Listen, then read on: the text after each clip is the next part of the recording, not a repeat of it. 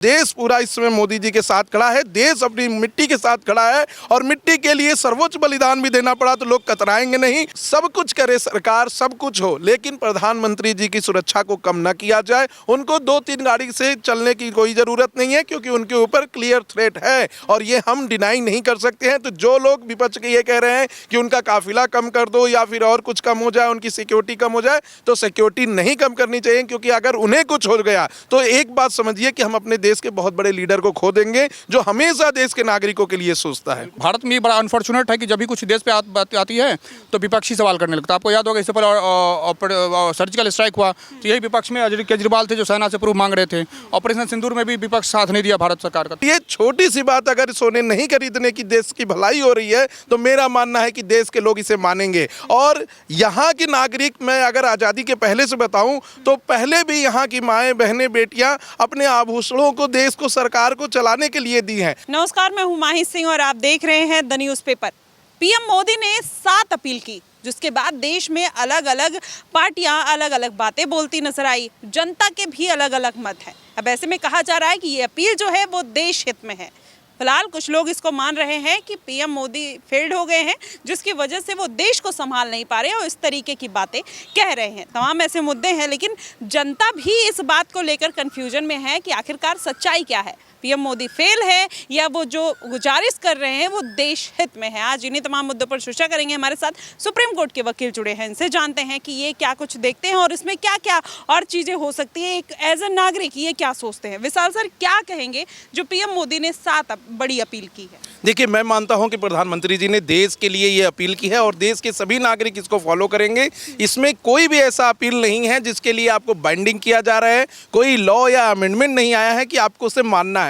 जो अपील को नहीं मानेगा वो सोना खरीद सकता है, वो अपनी प्राइवेट गाड़ी से आ जा सकता है, वो खाने में ज़्यादा तेल यूज कर सकता है, वो विदेश यात्रा भी कर सकता है, लेकिन जो देश हित में होगा, जो राष्ट्रभक्ति के लिए आगे बढ़ेगा, वो ये सारी अपील मानेगा। क्योंकि जिस हिसाब से वैश्विक कंडीशन को अगर हम देखें तो आज पूरा देश, पूरा विश्व युद्ध के झोंके में जा चुका है। चाहे वो रसिया यूक्रेन का युद्ध हो, चाहे इजराइल और ईरान का युद्ध हो, चाहे पाकिस्तान अफगानिस्तान का युद्ध हो, चाहे अमेरिका का स्ट्रेट ऑफ हॉर्मुज पे तटस्थता बना के रखना हो। तो कहीं ना कहीं इन सब चीज़ों को ध्यान में देखते हुए जब पूरे विश्व स्तर पर इकोनॉमिक क्राइसिस आ रहा है तो हमें भी अपने देश के साथ खड़े होना चाहिए। और ये वो देश है जिन्होंने समय समय पर अपनी मातृभूमि और राष्ट्र के लिए अपने बच्चों तक को बलिदान किया है। तो ये छोटी सी बात अगर सोने नहीं खरीदने की देश की भलाई हो रही है तो मेरा मानना है कि देश के लोग इसे मानेंगे। और यहाँ की नागरिक, मैं अगर आज़ादी के पहले से बताऊं तो पहले भी यहाँ की माएँ बहनें बेटियां अपने आभूषणों को देश को, सरकार को चलाने के लिए दी हैं।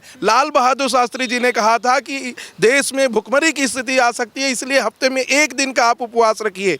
सुभाष चंद्र बोस ने कहा था कि तुम मुझे खून दो, मैं तुम्हें आज़ादी दूंगा। इवन हमारे देश के राष्ट्रपिता महात्मा गांधी जी ने कहा था करो या मरो। तो अपने देश को, राष्ट्रहित को आगे बढ़ाने के लिए अगर कोई कुछ दिनों के लिए सोना नहीं खरीदता है तो इसमें कोई भी गड़बड़ नहीं होने वाली है। मेरा मानना है देश प्रधानमंत्री जी के साथ रहेंगे। इसके पहले भी 500,000 के नोट बंद हुए तब देश प्रधानमंत्री जी के साथ का। उसके बाद कोविड जैसा महा कोरोना काल आया, उसमें भी देश मोदी जी के साथ था। इस बार भी मोदी जी के साथ रहेगा क्योंकि मोदी जी हैं जो हमें हर बार बचाते हैं और हमारी रक्षा के लिए दिन रात वो काम करते हैं। चाहे ऑपरेशन सिंदूर में देख लीजिए, पाकिस्तान के अंदर जाकर किस तरीके से उन्होंने दुश्मनों को जो है छक्के छुड़ाए। जी बिल्कुल। यहाँ पर सर एक बात ये भी आ रही है, डीजल पेट्रोल के दाम बढ़े।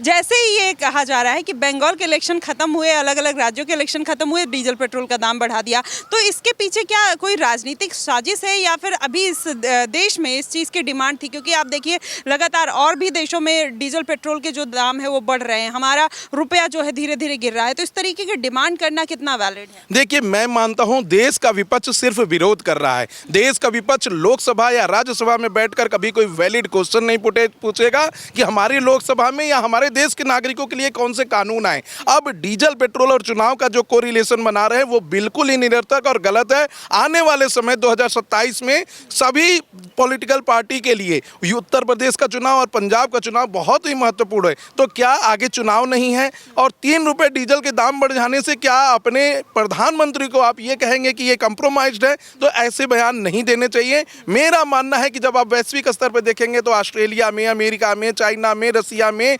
इवन पाकिस्तान, नेपाल, बांग्लादेश, सभी एशियाई देशों में भी पेट्रोल डीजल के दाम बहुत पहले बढ़ गए हैं। जिस समय हम खुशी के साथ ईद मना रहे थे, उस समय पाकिस्तान में लंगर चलाए जा रहे थे, लोगों के पास खाने को पैसा नहीं था। तो कहीं ना कहीं मेरा मानना है कि ये बहुत बड़ी बात नहीं है कि 3 रुपए डीजल बढ़ गया, पेट्रोल बढ़ गया, या 5 रुपए बढ़ गया, या सिलेंडर गैस बढ़ गया। इस समय जो वैश्विक स्थिति है उसको अगर ध्यान में देखते हुए हमारे नागरिक सुरक्षित हैं, खुले हवा में सांस ले सक रहे हैं, तो यही बहुत बड़ी बात है। अगर भारत के ऊपर भी अगर कोई युद्ध थोप देता और लोगों को इमरजेंसी लाइक सिचुएशन होता, घरों में बैठना पड़ता, तब फिर लोग क्या करते हैं। और हमारा तो पाकिस्तान पड़ोसी है जिसका कोई आवदाव नहीं है, वो कभी भी कहता है कि हम जो है अगर हमारे ऊपर हमला किसी विश्व के किसी भी देश ने किया तो हम भारत के ऊपर हमला करेंगे। तो कहीं ना कहीं ऐसे में हम लोगों को अपने देश के साथ रहना चाहिए, और मेरा मानना है कि 100% इस देश के नागरिक अपने देश के साथ रहेंगे। इसके पहले भी ऑपरेशन सिंदूर के समय चंडीगढ़ में हमने देखा था कि वहां आर्मी को 10 नागरिकों की जरूरत थी, वहां नागरिकों की झूम लग गई, युवाओं की झूम लग गई कि कितने लोग आ गए कि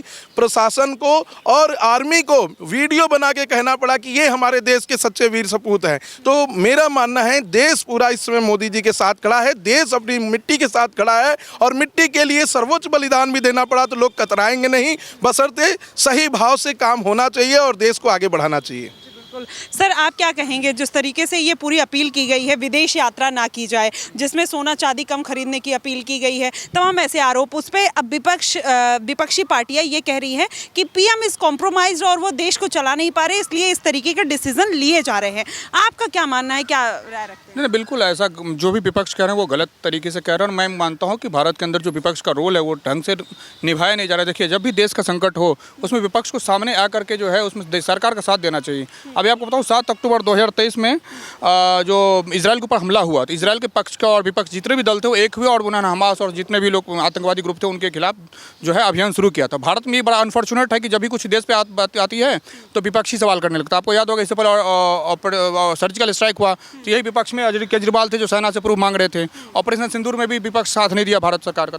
मैं मानता हूँ कि ये देखिए, ये जो मामला है हार्मोज की खाड़ी से लेकर ओमान खाड़ी और तमाम चीज़ें, वहाँ पे तेल का संकट है, और हमारे देश के अलावा ऑस्ट्रेलिया, थाईलैंड, हर जगह ही तेल, क्योंकि तेल जो है गैस है वो बेसिक नीड्स है और बेसिक इक्विपमेंट में आने वाले डेली का यूज़ है। तो उसमें कहीं ना कहीं सरकार का, और कहीं देखिए इसमें भारत सरकार की कोई गलती नहीं है। सरकार से 26 फरवरी से अटैक किया है इजराइल और अमेरिका ने ईरान पे, तब से वहाँ पे गतिरोध जारी है और अभी भी कब तक चलेगा पता नहीं। तो सरकार ने एहतियातन उन्होंने लोगों से अपील की है कि आप जो है गाड़ी कुछ ट्रैवल अवॉइड करिए, विदेश दौरा अवॉइड करिए, सोना खरीदना अवॉइड करिए, क्योंकि सोना और ट्रैवल में आपके जो पैसे हैं वो खर्च होते हैं विदेशी डॉलर में, आपको मतलब आपके जो विदेशी पूंजी है वो कहीं ना कहीं कन्वर्ट करना पड़ता है। और इसी को मद्देनजर रखते हुए, चूँकि हम सुप्रीम कोर्ट में खड़े हैं, तो सुप्रीम कोर्ट के भी जो honourable chief justice of India है उनके तरफ से और रजिस्ट्रार जनरल की तरफ से एक प्रेस रिलीज हुआ है कि मंडे और फ्राइडे जो मिसलेनियस डे होता है जिसमें नए केसेस जिस दिन एडमिट होते हैं, उस दिन जो है यहाँ पे वीसी थ्रू रहेगा, वीसी के थ्रू होगा। वकीलों से आग्रह किया गया घर से ही आप काम करें, जजेस भी काम स्टाफ के साथ आएंगे और सारे स्टाफ को भी कहेगा वर्क फ्रॉम होम 2 दिन, सप्ताह में 2 दिन, और जजेस से भी एक भी कहेंगे कि आप कार पुलिंग करके आएंगे, यानी एक जज दूसरे जज को लेते हुए 3 जज को लेते हुए एक कार में आएंगे। तो समहाउ हमारी कोशिश ये है कि एक आदमी जो है अपनी जो जजेज हैं, जो स्टाफ्स हैं, जो वकील हैं, उनसे भी आग्रह की गई है कि आप अपने स्तर पर जो डीजल पेट्रोल की बचत कर सकते करें। और एहतियातन देखिए, चूँकि महंगाई बहुत ज़्यादा है मैडम, तो 3 रुपये का बढ़ोतरी अभी हुई है, जो कि मुझे लगता है कि ये बढ़ोतरी थोड़ी सी और होगी आने वाले टाइम में। और सरकार ने मद्देनजर रखते हुए यूएई के दौरा और कई जगह के दौरा ऑनरेबल प्राइम मिनिस्टर कर रहे हैं। और मैं मानता हूँ कि ये जो इशूज़ हैं ये थोड़े अभी खींचेंगे, क्योंकि अभी मिडिल ईस्ट में जो लड़ाई चल रहा है, जहाँ भी वो लड़ाई अभी, चूँकि ईरान में सऊदी अरबिया ने भी हमला कर दिया साइलेंटली, तो ये हो सकता है कि फिर जो है ये एक्सेलरेट हो। और अभी जो चाइना के साथ जो अभी इनका वार्ता हुआ है ट्रंप का, तो वहाँ पे ईरान का मुद्दा उठा था, लेकिन फिर ईरान का मुद्दा उठते उठते फिर शांत हो गया, मतलब कुछ हुआ नहीं उस पर। तो ये मामला भी रहेगा। और मैं मानता हूँ कि आपके सभी दर्शकों को कहूँगा कि आप जो भी प्रधानमंत्री मोदी जी के जो अभी एक आपके तरफ मोदी जी की तरफ से जो आह्वान किया गया, अपील की गई है, उस पर थोड़ा सा आप नज़र रखें। सोना और फालतू के ट्रैवल से आप बचें। अभी संकट का समय है, जो कि आर्थिक परिस्थितियाँ गंभीर होती जा रही हैं, तो आप थोड़ा देखें। और आर्टिकल 360 जो फाइनेंशियल इमरजेंसी की बात करता है, अभी तो ऐसा कुछ आसार नहीं दिख रहा है, लेकिन सिचुएशन और गहराएगा तो प्रेसिडेंट के पास ये ऑप्शन है कि फाइनेंशियल इमरजेंसी लागू करें, और उस सिचुएशन में जितने कंटीजेंट फंड और कंसोलिडेटेड फंड होते हैं वो कटौती की जाती है, और सरकारी कर्मचारी से भी एक्स्ट्रा जो भी भत्ता और वेतन दिया जाए तो कटौती होगी। और मैं मानता हूँ कि इस तरह की सिचुएशन अभी तो नहीं है, लेकिन अगर अनफॉर्चुनेटली 6 महीने 8 महीने और खिंच गया डीजल पेट्रोल का, तब हो सकता है क्रेडिट लिमिट और सारी चीज़ देखते हुए की जा सकती है, ऐसा एप्रीहेंशन है। मीनवाइल जनता से यही अपील है कि आप थोड़ा जो मोदी जी किए हैं देश के हित में, वो आप उनका एक थोड़ा सा आह्वान को स्वीकार करें, और थोड़ा अपने तरह अभी MP के जज साहब साइकिल से आ रहे हैं, कई रिपोर्ट्स मीडिया है, सोशल मीडिया के दौरान आ रहे हैं, कई लोग अपने अपने एंड से कोशिश कर रहे हैं, जागरूकता अभियान चला रहे हैं लोग साइकिल से, और जो पैदल आ रहे हैं बहुत सारी चीज़ें कर सकते हैं। तो जैसे बहुत सारे जजेस की बंगला पीछे वाले रोड पे हैं, वो चाहे तो आ सकते हैं पैदल या कुछ एक नॉर्मल साइकिल या कुछ तरीके से। या कार पुलिंग का उन्होंने बहुत अच्छा सुप्रीम कोर्ट के ऑनरेबल जजेस ने किया है, कार पुलिंग करके आएंगे। तो मैं मानता हूँ बहुत अच्छा इनिशिएटिव है, और जनता को और सरकारी पद पर बैठे हुए सभी लोगों से उम्मीद है कि इस विकट समय में जहाँ पे हमारा अभी कंडीशन खराब है, तो उस टीम में हम सरकार का साथ दें और देश को इस विकट समय से बाहर निकालने का प्रयास करें। ठीक है, अभी विपक्ष ऑपरेशन सिंदूर पर भी आपने देखा कि तमाम ऐसे आरोप लगाए। जब ये ईरान इजराइल का युद्ध हो रहा था तब भी वहाँ पर आरोप भारत और भारत सरकार पे लगाए कि इनकी विदेश नीति जो है वो ठीक नहीं है, स्टैंड नहीं ले पा रहे हैं। वहीं जब ईरान पर अटैक हुआ तो कश्मीर के कुछ लोग अपना सोना चांदी घर के कुछ वस्तुएं दान करते हुए नजर आए। तो अब जब अपना देश में इस तरीके की क्राइसिस और प्रॉब्लम्स आ रही है तो लोग उसको क्वेश्चन मार्क क्यों लगा रहे हैं? बिल्कुल मैडम, देखिए जो आपने कहा कि ऑपरेशन सिंदूर और सारी चीज़ें, देखिए भारत के अंदर विपक्ष का रोल बहुत अच्छे से, मैंने पहले भी कहा कि बहुत नहीं निभाया जा रहा है। और विपक्ष जो है भारत तोड़ने की राजनीति में जो टुकड़े टुकड़े गैंग है, चाहे JNU हो, जमात इस्लामी हो, के प्रोफेसर हैं, के नेता हैं, वो इस तरह के बयान हमेशा करते हैं, ऐसा जरूर करते हैं जो उससे। और दूसरी बात जो आप कह रहे हैं ऑपरेशन सिंदूर के टाइम में जो लोग ईरान में जो मामला हुआ था, तो पैसा और सारा कुछ ईरान के भी लोग बहुत सारे, लखनऊ में जब ईरान के खेमनेई मरे थे तो लखनऊ और तमाम जगह लोग तोड़फोड़ किए थे, कह के मेरा रहबर है सारा कुछ। मैं मानता हूँ कुछ लोग वतन परस्त होते ही हैं, उनके खून में ही ऐसी चीज़ें हैं कि वो वतन परस्ती करेंगे। और अभी इसका अंदेशा तो 1948 का जो पहला अटैक हुआ था, पाकिस्तान ने किया था, उस टाइम भी बहुत सारे मुस्लिम सैनिक जो थे उधर की तरफ से लड़ने लगे थे। तो ये मैं ये नहीं कह रहा हूँ कि वो गद्दार हैं, ये है कि कुछ लोग है कि जैसे भारत में रह के भी, जैसे अभी आपने देखा होगा बहुत सारे अल्फला यूनिवर्सिटी प्रोफेसर हैं जो बम विस्फोट करें, किसी को मकसद याद आ रहा है। तो मैं मानता हूँ कि कुछ लोग ऐसे हैं, जब भी कोई स्थिति पड़ेगी तो वो विपरीत धारा के साथ ही खड़े मिलेंगे। जैसे देशद्रोही, आप देखिए सीधी सी बात है, बम्बई अटैक से ताज अटैक, सारे लोग तो आपके देश के ही थे। ताज अटैक में चलो बाहर से आया था, बहुत सारे लोग अफजल गुरु टाइप लोग तो आपके देश के अंदर ही हैं। ऐसे बहुत सारे लोग हैं जो कहीं ना कहीं इसको वो करते हैं। और जो आपने कहा कि फाइनेंशियल कंडीशन के दौरान क्या वो सोना चांदी देंगे, वो आपको 1 रुपया नहीं देंगे। और क्योंकि उनका जो है धर्म के प्रति, जो मैं आपको ओपन कैमरा करो, धर्म के प्रति पहली वफादारी है। आपका देश सेकेंडरी टर्सरी आता है, तो आपके देश के लिए वो कुछ नहीं निकालेंगे। यहीं अगर ईरान को देना हो तो जोड़ देंगे। और वो उन्होंने कश्मीर में देखा भी था आपने, लगभग आई थिंक बहुत सारे 5 करोड़ 10 करोड़ रुपये तक का वो मूल्य का वो वहाँ देने के प्रयास कर रहे थे। तो यहाँ अगर भारत संकट आ गई तो मुझे नहीं लगता 1 रुपया वो निकालने वाले। ठीक है सर, आप क्या कहते हैं, जिस तरीके से ईरान युद्ध के लिए भारत के कश्मीरियों ने बहुत सारा दान किया, लेकिन यहीं के कुछ लोग हैं जो पॉइंट आउट कर रहे हैं कि सरकार फेल्ड है, विपक्ष भी बार बार यही सवाल उठा रहा है, और वहाँ पर सोना चांदी, घर के बर्तन, अपनी ज़मीन जायदाद, सोने के टुकड़े, सब कुछ जिसके पास जो था, बकरी तक दान कर दी थी। क्या हमारे देश पे अगर इस तरीके का संकट आया, अपील करने से लोग भड़क रहे हैं, अगर इस तरीके का संकट आया तो साथ देंगे? देखिए, मैं मानता हूं कि देश में जब संकट आएगा तो देश का हर नागरिक देश के साथ खड़ा होगा।